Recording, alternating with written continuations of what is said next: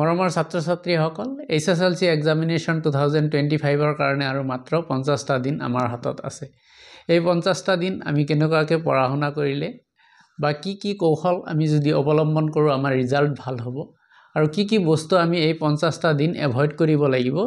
পৰীক্ষাৰ ৰিজাল্ট ভাল কৰাৰ কাৰণে সেইবিলাকে আমি তোমালোকৰ লগত ডিসকাস কৰিম। যেহেতু এতিয়া আমাৰ 50টা দিন আছে আৰু আমাৰ প্ৰায়ভাগ স্কুলতে কোৰ্স কমপ্লিট হৈছে আৰু প্ৰি বোৰ্ড এক্সামিনেশ্যন স্টাৰ্ট হৈছে, কিছুমানত শেষ হৈছে আৰু কিছুমানত স্টাৰ্ট হ'ব। সো আমি এতিয়াৰ পৰা ডেইলি বেসিছত যিবিলাক ষ্টুডেণ্টে ৰেগুলাৰ বেসিছত পঢ়া শুনা কৰি আছিলে আগৰ পৰা সেইবিলাক ষ্টুডেণ্টৰ হিমান এটা প্ৰবলেম নাই, কিন্তু যিবিলাক ষ্টুডেণ্টে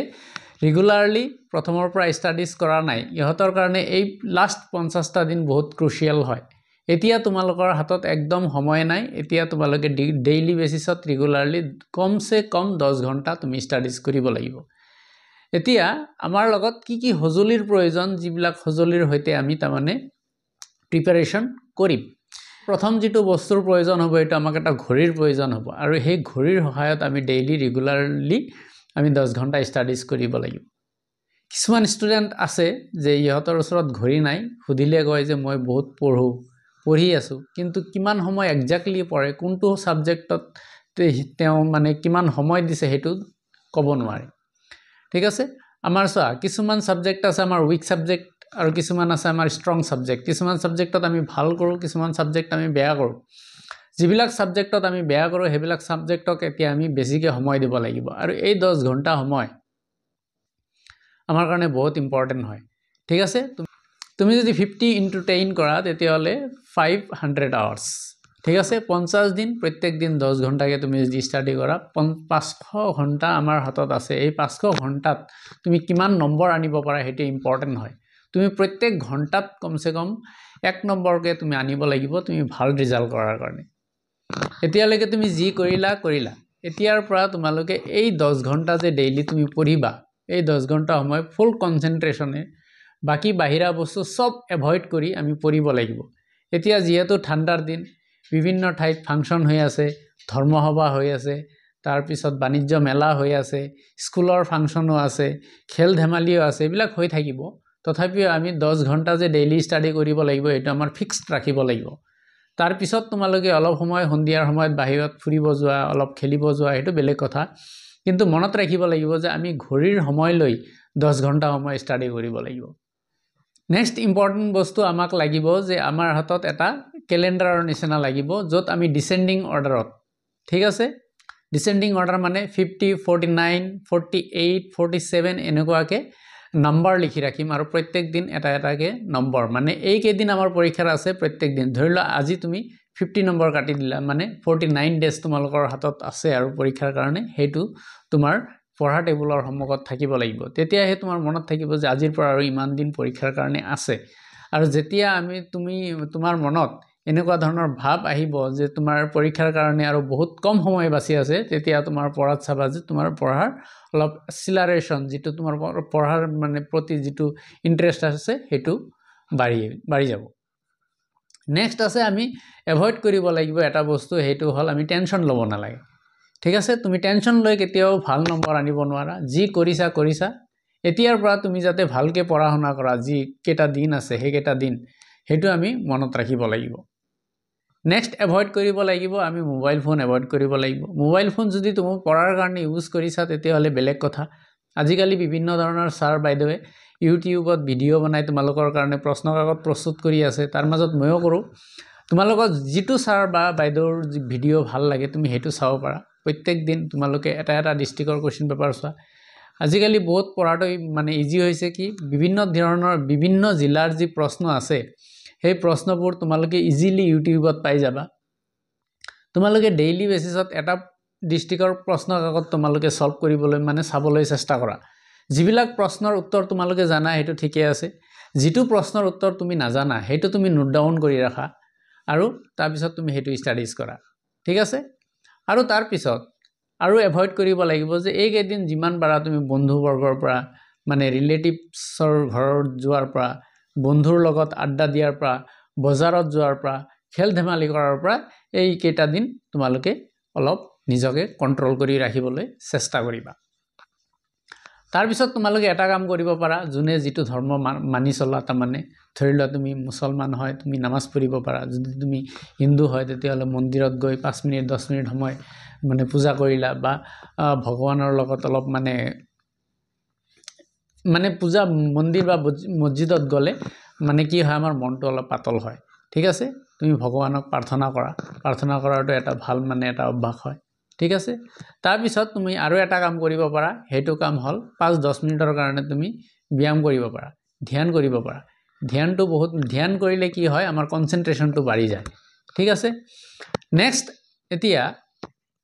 তোমালোকৰ যি 10 ঘন্টা সময় মই তোমালোকক পঢ়িব কলো এই 10 ঘন্টা সময় তুমি কেনেকৈ ব্যৱহাৰ কৰিবা হেতু হল ইম্পৰ্টেন্ট ঠিক আছে ম্যাথমেটিক্স ইংলিশ সোশ্যাল স্টাডিজ আৰু সায়েন্স এই যি চাৰিটা সাবজেক্ট আছে ডেইলি তুমি 2 ঘন্টা সময়কে এই চাৰিটা সাবজেক্টক দিয়া বাকি যি দুটা সাবজেক্ট আছে তোমাৰ এটা হল এমআইএল আৰু এটা হল ইলেক্টিভ সাবজেক্ট এই দুটা সাবজেক্টক তুমি ডেইলি 1 ঘন্টাকে সময় দিয়া ডেইলি তুমি 10 ঘন্টা সময় তুমি এনেকুৱাকে মিলাই শিডিউল বনাই তুমি ব্যৱহাৰ কৰা চাবা যে তোমাৰ পঢ়া মানে বহুত লাইনত আহিছে ঠিক আছে তাৰ পিছত মই যেহেতু ইংৰাজী বিষয়ৰ শিক্ষক হয় এজন সো মই তোমাক ইংৰাজীত কম ইংৰাজীত তুমি কি কৰিবা তোমাৰ যি 2 ঘন্টা সময় আছে এই 2 ঘন্টা সময় তুমি ভাগ কৰা 1 আৱাৰ কৰি ঠিক আছে 1 আৱাৰ সময়খিনি তুমি এমসিকিউ আৰু গ্ৰামাৰক দিয়া বাকি 1 আৱাৰ যেটো ডেসক্ৰিপটিভ টাইপ কোৱেশ্চনছ আছে লং কোৱেশ্চনছ আছে হেবিলাকক তুমি দিবলৈ যত্ন কৰা ঠিক আছে এমসিকিউৰ কাৰণে তুমি ডেইলি এটা ডিস্ট্ৰিক্টৰ তুমি কোৱেশ্চন পেপাৰ প্ৰিবৰ্ডৰ কোৱেশ্চন পেপাৰ বিভিন্ন ডিস্ট্ৰিক্টৰ যি উলাই আছে হেবিলাক চাবলৈ চেষ্টা কৰা তাৰ কাৰণে তুমি ইউটিউবত যাই ভিডিও চাবলৈ চেষ্টা কৰা বেছিভাগ ভিডিও তোমাৰ 15 মিনিটৰ পৰা 20 মিনিট সময় লাগিব তুমি এটা ভিডিও চালা তাৰ পৰা তুমি কি কোৱেশ্চনছ তুমি নোৱাৰিলা সেই কোৱেশ্চনবোৰ তুমি নোট ডাউন কৰি কেনে তাৰ পিছত তুমি হেবিলাক প্ৰেক্টিস কৰিবলৈ চেষ্টা কৰা বাকি যি 1 আৱাৰ্স আছে হেবিলাক তুমি ডেসক্ৰিপটিভ টাইপ কোৱেশ্চন চাবলৈ চেষ্টা কৰা ডেসক্ৰিপটিভ টাইপ কোৱেশ্চনৰ মাজত যিবিলাক আমাৰ 4 নম্বৰৰ প্ৰশ্ন আহে সাপ্লিমেন্ট বুকৰ পৰা তাৰে তোমাৰ এটা কি আছে দুটা লেসন আমি ভালকে পঢ়িলেই হৈ যাব দুটা লেসন প্ৰথম যেটো আছে আমাৰ মিডনাইট ভিজিটৰ আৰু দ্য ইকুৱেশ্যন অফ ট্ৰাষ্ট এই দুটাৰ মাজত তোমাৰ অৰ আহিব ঠিক আছে এই দুটা লেসনৰ যিকোনো এটা লেসন তুমি পঢ়া তাৰ পিছত আমাৰ হেক ড্ৰাইভাৰ আৰু ফুটপ্ৰিন্ট উইদাউট ফিট এই দুটা লেসনৰ পৰা আমাৰ এটা প্ৰশ্ন আহিব মানে দুটা প্ৰশ্ন আহিব তাৰ মাজত কি থাকিব অৰ থাকিব সো তোমালোকে হেই দুটা প্ৰথম দুটা লেসনৰ পৰা যিকোনো এটা লেসনৰ প্ৰশ্ন পঢ়ি যোৱা বাকি দুটা লেসনৰ পৰা যিকোনো এটা লেসনৰ কোৱেশ্চন ভালকে কৰি যোৱা তোমালোকে তেতিয়া হলে চাবা যে তোমালোকে ফুল নম্বৰ পাইছা ঠিক আছে দুটা লেসন তোমালোকে পঢ়িবই নালাগে তাৰ পিছত নেক্সট আছে আমাৰ এছে আৰু ষ্টৰী ৰাইটিং তাৰ মাজত আমাৰ অৰ আহে তুমি যিকোনো এটা চোৱা হয়তো এছে চোৱা বেছিকে চোৱা অলপ নহলে তুমি ষ্টৰী ৰাইটিং চোৱা ষ্টৰী ৰাইটিং যদি চোৱা তেতিয়া হলে ষ্টৰী ৰাইটিং চোৱা কেৱল এছে চাব নালাগে অলপ বেছিকে চোৱা নেক্সট তোমালোকৰ কি আছে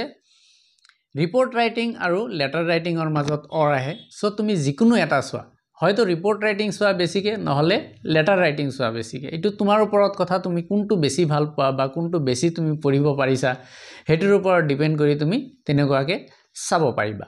নেক্সট আমাৰ তুমি পেছেজ মানে তুমি লেসনবোৰ ৰিডিং কৰিবলৈ চেষ্টা কৰিবা কাৰণ তোমাৰ পেছেজত 10 নম্বৰ থাকে ঠিক আছে এই পেছেজৰ 10 নম্বৰটো আমাৰ প্ৰশ্নতে এনসাৰ থাকে তুমি পেছেজটো অলপ ভালকে চোৱাৰ কাৰণে চেষ্টা কৰিবা তুমি ৰিডিং পঢ়িবলৈ চেষ্টা কৰিবা লেসনবোৰ যেতিয়া ৰিডিং পঢ়ি তাৰ পিছত অলপ বুজিবলৈ চেষ্টা কৰিবা তেতিয়া তুমি চাবা যে তোমাৰ পেছেজৰ যেটো ধাৰণা আছে হেতু ঠিক হৈছে তুমি ডেইলি 10 মিনিট সময় তুমি ৰিডিং পঢ়ি এটা লেসন ৰিডিং পঢ়িবলৈ যত্ন কৰিবা ঠিক আছে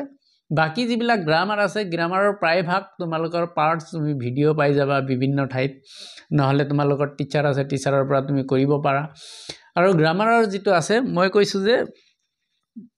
গ্ৰামাৰৰ এটা বস্তু অলপ টান আছে সেই বস্তুটো হল নেৰেশন বাকি ইমান এটা টান নাই নেৰেশন বহুত উইক ষ্টুডেন্টে অলপ টান পায় সো মই এই ভিডিওটো বনাইছো উইক ষ্টুডেন্টৰ কাৰণে যিবিলাকে তাৰমানে ভাবি আছে যে মই পাস কৰিম নে নকৰিম ঠিক আছে তোমালোকে এতিয়াও যদি সময় এই এনেকুৱাকে মই কোৱা ধৰণে যদি তোমালোকে পঢ়া-শুনা কৰা তেতিয়া হলে মই আশা কৰো যে তোমালোকে এতিয়ালৈকেও মানে 60% মাৰ্কৰ ওপৰত তোমালোকে পাবা যদি তোমালোকে এমসিকিউ তোমালোকে যদি 30 নম্বৰ পোৱা তেতিয়া হলে বাকি যদি তোমালোকে যি ডেসক্ৰিপটিভ টাইপ কোৱেশ্চনছ আছে তাৰ পৰা যদি 20 নম্বৰ 25 নম্বৰ আনিব পাৰা তেতিয়াহ'লে বাকী যিবিলাক তোমাৰ কি আছে এই প্ৰেক্টিকেলত যদি 6-7 নম্বৰ দি দিয়ে তোমাক তেতিয়াহ'লে 60 নম্বৰ এতিয়াও পাবা ঠিক আছে আশা কৰিছোঁ মই কোৱা ধৰণে তোমালোকে পঢ়িবা আৰু তোমালোকৰ ৰিজাল্টটো বহুত ভাল হ'ব মই কৈ দিয়া ধৰণে তুমি তোমালোকে অলপ কৰিবলৈ চেষ্টা কৰিবা চাবা যে অলপ তোমালোকে ফল পাবা ঠিক আছে আশা কৰিছোঁ তোমালোকৰ পৰীক্ষা বহুত ভাল যাব তোমালোকৰ প্ৰিপাৰেশ্যন বহুত ভাল হৈ আছে তোমালোকৰ পৰীক্ষা ভালে হওক তাৰে কামনাৰে আজি এইখিনিতে সামৰিছোঁ ধন্যবাদ